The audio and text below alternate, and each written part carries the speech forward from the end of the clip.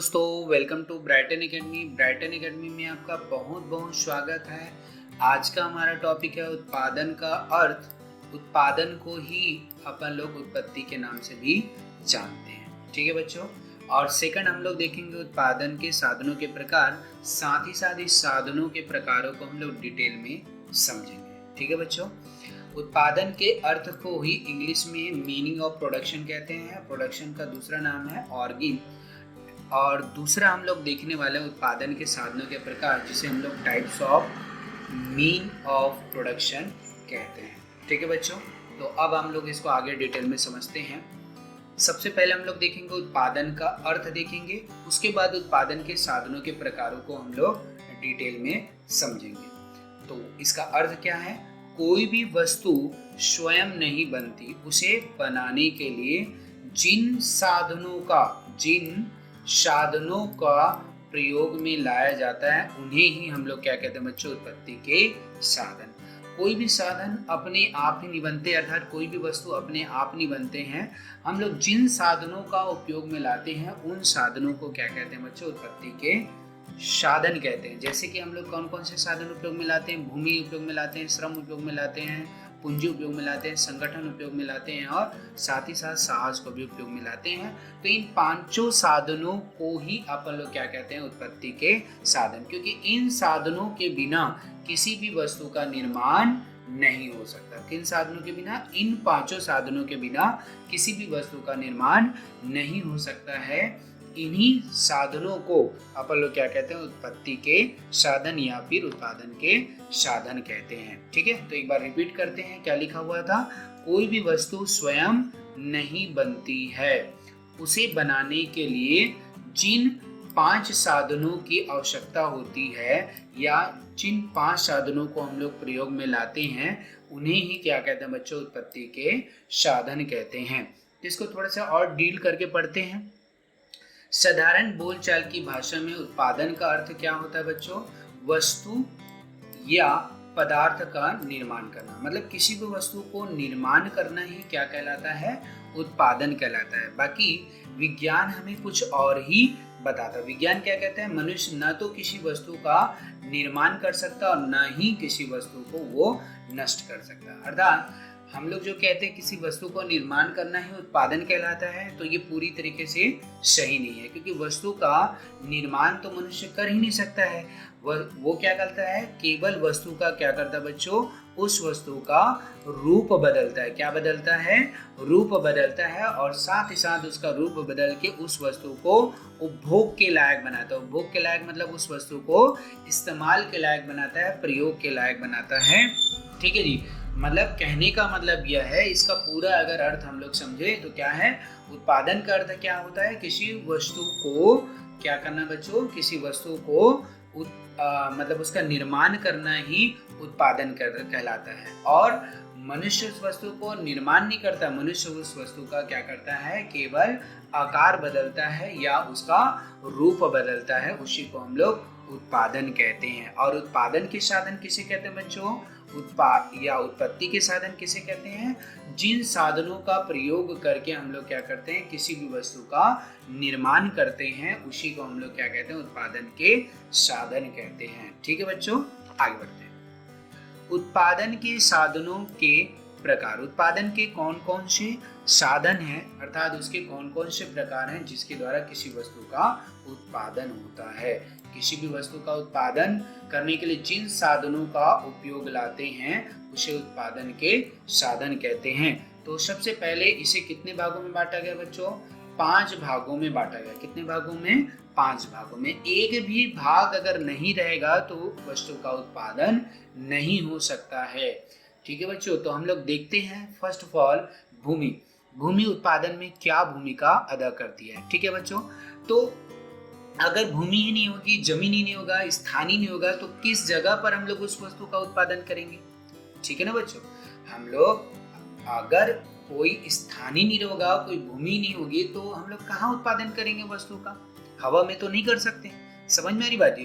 तो किसी भी वस्तु का उत्पादन करने के लिए एक उचित स्थान की जरूरत होती है। उस स्थान को हम लोग क्या कहते हैं? भूमि। अब अगर हमारे पास भूमि है, बाकी श्रम ही नहीं है। श्रम ही नहीं मतलब क्या बच्चों, श्रमिक ही नहीं है, आदमी ही नहीं है, इंसान ही नहीं है, कर्मचारी ही नहीं है, तो क्या उस वस्तु का निर्माण हो सकता है क्या? नहीं। तो भूमि के साथ साथ हमें क्या चाहिए? भूमि के साथ साथ हमें श्रम अर्थात श्रमिक अर्थात कर्मचारी भी चाहिए जो उस वस्तु का उत्पादन करे। ठीक है। अब उत्पादन करने के लिए हमें क्या चाहिए? पैसा चाहिए, मतलब पूंजी चाहिए। बिना पैसे या बिना पूंजी के हम लोग क्या करेंगे? भूमि खरीदने के लिए हमें पैसा चाहिए। श्रमिक अगर काम कर रहे हैं तो उसको काम करने के बाद उसको जो पैसा मिलता है उसके लिए भी हमें क्या चाहिए जी? पूंजी चाहिए। समझ में आई बात जी बच्चों? तो कहने का मतलब ये है, अगर भूमि है, श्रम है, और मतलब केवल भूमि और श्रम से ही हम लोग किसी वस्तु का उत्पादन नहीं कर सकते, उसके लिए हमें पूंजी अर्थात पैसे की भी जरूरत होती है जो उस भूमि या श्रम पर लगेगा। ठीक है। अब हम लोग चौथे नंबर पॉइंट में आते हैं, संगठन। संगठन का मतलब क्या है बच्चों? संगठन का मतलब ये है जो भूमि, पूंजी और श्रम को, जो ये तीनों चीजें ऊपर, भूमि, पूंजी और श्रम, इसको जो मैनेज करने का काम करता है, अर्थात भूमि कितनी मात्रा में लगेगी किसी वस्तु के उत्पादन के लिए, श्रम अर्थात श्रमिक कितने लगेंगे या पूंजी कितनी लगेगी, इसके बारे में कौन बताता है? संगठन करने वाला व्यक्ति अर्थात संगठनकर्ता, जिसको हम लोग मैनेजर भी कहते हैं। वही इन तीनों चीजों को मैनेज करता है कि कौन कितनी कितनी मात्रा में लगेगा। ठीक है बच्चों। अब ये चारों चीजें हैं, भूमि है, श्रम है, पूंजी है, संगठन है, तो क्या इससे वस्तु का निर्माण हो जाएगा क्या? नहीं। इसके अलावा भी हमें एक चीज की आवश्यकता है जो कि साहस। ठीक है। ये सभी चीजें जो निर्माण की प्रक्रिया हो रही है वो जो हो रही है निर्माण की प्रक्रिया, वो किस में होता है बच्चों? व्यवसाय में होता है। और व्यवसाय को चलाने के लिए साहस की आवश्यकता है। साहस मतलब जोखिम उठाने की क्षमता चाहिए। ठीक है जी। तो जब तक कोई जोखिम उठाने वाला व्यक्ति ही नहीं होगा तो क्या हम लोग किसी वस्तु का उत्पादन कर सकते हैं? मतलब आपको डर लगता है कि आपको बिजनेस में लॉस हो सकता है, तो क्या आप किसी वस्तु का उत्पादन कर सकते हैं क्या? नहीं। तो आपके पास साहस का भी होना आवश्यक है। ठीक है बच्चों। अब हम लोग आगे बढ़ते हैं। इन सभी पॉइंट को, मतलब उत्पत्ति के जो पांचों साधन हैं, इसको हम लोग थोड़ा सा डिटेल में समझते हैं कि भूमि क्या होता है, श्रम क्या होता है, पूंजी क्या होता है, संगठन क्या होता है या साहस क्या होता है। ठीक है बच्चों। तो आगे बढ़ते हैं। तो भूमि का अर्थ क्या होता है? भूमि एक व्यापक अर्थ है, एक बड़ा अर्थ है। पृथ्वी की ऊपरी सतह को ही भूमि नहीं कहते। मतलब कहने का मतलब है केवल पृथ्वी के ऊपरी सतह को बस भूमि नहीं कहते हैं। भूमि किसे कहते हैं बच्चों? भूगर्भ एवं भूमि के ऊपरी जो भाग है। ठीक है। जो भूमि का भूगर्भ मतलब जो भूमि का अंदर वाला भाग है और भूमि के जो ऊपरी सतह है, उन दोनों को मिलाकर हम लोग क्या कहते हैं? भूमि कहते हैं। समझ में आ गया बच्चों? तो प्रोफेसर मार्शल ने क्या कहा है? प्रोफेसर मार्शल ने भूमि के बारे में बोला है, भूमि का अभिप्राय उन सभी पदार्थों या शक्तियों से है जो प्रकृति के मानव को निःशुल्क रूप में, उपहार के रूप में क्या किया गया है? प्रदान किया गया है। उसी को हम लोग क्या कहते हैं बच्चों? भूमि कहते हैं। मतलब भूमि उन सभी पदार्थों को कहा जाता है जो प्रकृति द्वारा मानव को दिया गया है। मतलब भूमि में क्या क्या आ जाएंगे? जो प्रकृति द्वारा मानव को दिए गए, सूर्य, चंद्रमा, जंगल, नदी, पहाड़, समुद्र, भूमि और खनिज या खनिज संपदा, ये सब हमारे क्या कहलाते हैं? भूमि कहलाते हैं या भूमि के अंतर्गत आते हैं। दूसरा मैंने आपको क्या बताया था बच्चों? श्रम। श्रम का मतलब क्या होता है? मनुष्य द्वारा धनोत्पादन, मतलब धन अर्जन करने के लिए, धन कमाने की दृष्टि से किया गया कोई भी मानसिक या शारीरिक प्रयत्न को ही अपन लोग क्या कहते हैं? श्रम कहते हैं। क्या कहते हैं बच्चों? श्रम कहते हैं। तो मानसिक मतलब क्या हो गया बच्चों?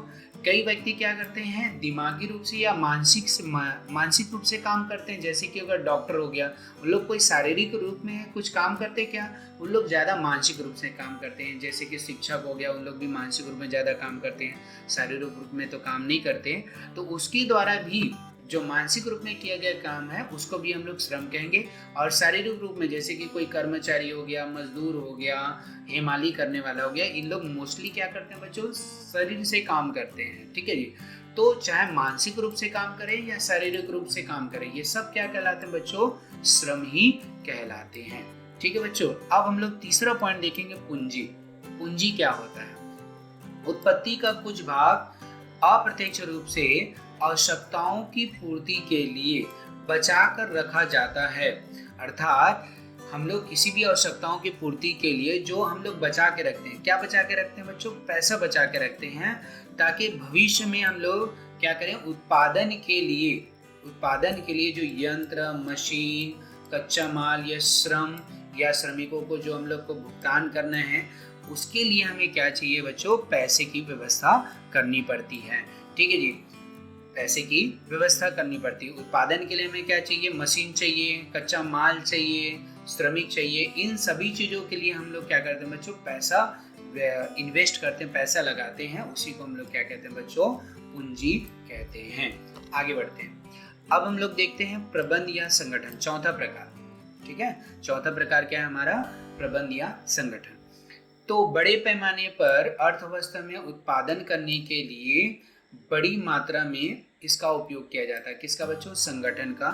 इन्हें सुचारू रूप से काम में लेने के लिए एक ऐसे व्यक्ति की जरूरत होती है जो उत्पत्ति के पैमाने के अनुसार भूमि, श्रम, पूंजी की व्यवस्था करे और कम लागत पर अच्छे से अच्छा उत्पादन कर सके। कहने का मतलब यह है बच्चों कि ये भूमि कितना लगेगा, श्रम कितना लगेगा, पूंजी कितना लगेगा, ठीक है जी, ताकि कम से कम मात्रा में हम लोग अच्छा से अच्छा उत्पादन कर सके। इसका निर्धारण कौन करता है बच्चों? संगठन करता है। संगठन करता हम लोग किसको कहेंगे? मैनेजर। वही क्या करता है? व्यवसाय को मैनेज करता है। ठीक है जी, तो मैनेज करने वाले व्यक्ति को भी व्यक्ति चाहिए, तो मैनेज करने वाले व्यक्ति को ही हम लोग संगठन करता है या संगठन का नाम देते हैं। उसके बिना उत्पादन हो सकता है क्या बच्चों? नहीं। वही सभी चीज़ों को मैनेज करता है, किस पर कितनी मात्रा में सामान लगना चाहिए या पैसा लगना चाहिए, ये सभी चीज़ को वही मैनेज करता है। तो एक मैनेज करने वाली एक संगठन की आवश्यकता हमें पड़ती ही है। पांचवा नंबर क्या है बच्चों? साहस। साहस का मतलब क्या होता है बच्चों? मैंने आप लोगों को बता दिया था, जोखिम उठाने की शक्ति को ही क्या कहते हैं? साहस कहते हैं। क्योंकि देखो यहाँ पर आप देखेंगे अनिश्चितता एवं जोखिम बनी रहती है। व्यवसाय में क्या होता है बच्चों? जोखिम या अनिश्चितता बनी रहती है। अनिश्चितता का मतलब कब क्या हो जाएगा, कोई भी चीज निश्चित नहीं होता है। तो इन सभी कामों को करने के लिए जोखिम उठाने वाले व्यक्ति अर्थात एक साहसी व्यक्ति की हमें आवश्यकता होती है, जो साहस करके इस उत्पादन की प्रक्रिया को निभा सकता है। ठीक है बच्चों, तो इस प्रकार से हम लोग देखेंगे तो अगर हम लोग किसी भी वस्तु का उत्पादन करना चाहते हैं तो हमारे पास ये पांचों चीजें होनी जरूरी है। भूमि होनी चाहिए, मतलब उस स्थान पर जहाँ पर हमें उत्पादन करना है उसके लिए हमें एक स्थान अर्थात भूमि की आवश्यकता पड़ती है। दूसरा चीज हमने क्या पढ़ा बच्चों? सेकंड चीज हमने क्या पढ़ा कि हमें और क्या चीज की जरूरत पड़ती है? श्रम की आवश्यकता होती है, मतलब श्रमिकों की आवश्यकता होगी, जहाँ पर जो श्रमिक ही तो क्या करेंगे? वस्तु का उत्पादन करेंगे। और तीसरा चीज क्या चाहिए? हमें पूंजी की आवश्यकता है। हम लोग जो भी भूमि या श्रम में जो पैसा लगाएंगे उसके लिए हमें पूंजी की आवश्यकता तो पड़ेगी। पैसा मतलब पूंजी की आवश्यकता पड़ेगी। बिना पूंजी के वस्तु का उत्पादन हो सकता है क्या? या बिना पैसे का उत्पादन हो सकता है क्या? नहीं। ठीक है जी, और संगठन की भी आवश्यकता है। संगठन को चलाने वाले अर्थात मैनेज करने वाले व्यक्ति की आवश्यकता है। उसके बिना तो उत्पादन हो ही नहीं सकता है। किस वस्तु को कितनी मात्रा में लगाना है, पूंजी कितना लगाना है, श्रम कितना लगाना है, भूमि कितना लगाना है, ये संगठन करता है, अर्थात संगठन ही तय कर सकता है इसको। ठीक है, और पांचवा चीज जो बहुत इंपॉर्टेंट है, इन सभी कामों को करने के लिए जोखिम लगता है, और ये जोखिम जो उठाने की क्षमता होती है उसी को हम लोग क्या कहते हैं? साहस कहते हैं। तो एक साहसी अर्थात एक व्यवसायी की हमें आवश्यकता होती है जो ये उत्पादन प्रक्रिया में अपना साहस दिखा सकता है। ठीक है बच्चों, अगर आपको वीडियो अच्छा लगा होगा बच्चों तो प्लीज़ मेरे चैनल को सब्सक्राइब कीजिए और बेल आइकन को प्रेस कर दीजिए। Thank you.